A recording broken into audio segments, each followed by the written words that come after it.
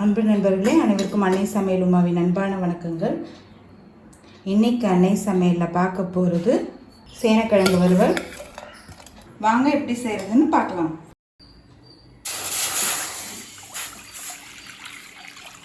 கடாயில் தேவையான அளவு தண்ணி. அடுத்தது இதில் சேனக்கிழங்கு சேர்த்துக்கலாம்.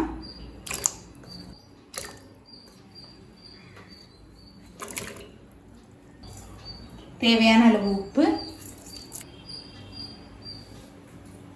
கொஞ்சம் மஞ்சத்தூள், கொஞ்சம் நல்லெண்ணெய். இப்போ சேனக்கிழங்கு நல்லா வேகிற வரைக்கும் வெயிட் பண்ணலாம். இப்போ சேனக்கிழங்கு பாருங்கள் நல்லாவே வெந்துருச்சு.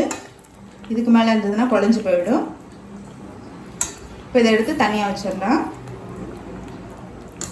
இப்போ தேவையான அளவு எண்ணெய், 1/4 டீஸ்பூன் கடுகு, கொஞ்சம் சீரகம்,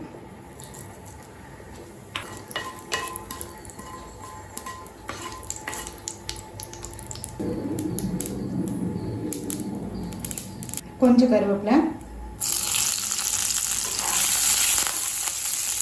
அடுத்தது இதில் வேக வச்சு சேனக்கிழங்கு சேர்த்துக்கலாங்க.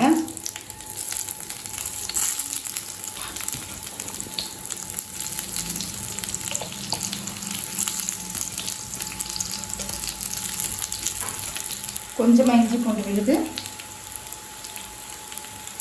2 டீஸ்பூன் மிளகாய்த்தூள்,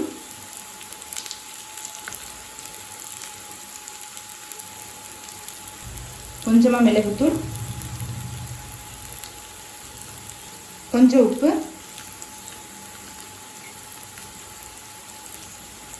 எல்லாத்தையும் நல்லா மிக்ஸ் பண்ணிக்கலாங்க.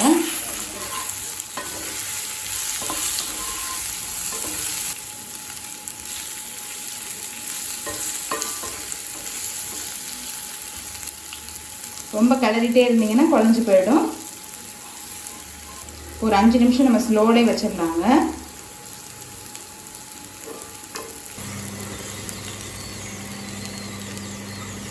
ஒரு 5 நிமிஷம் கழித்து திருப்பி விட்டுருங்க. இன்னும் கொஞ்சம் ரோஸ்ட் ஆன பிறகு நம்ம எடுத்துடலாம்.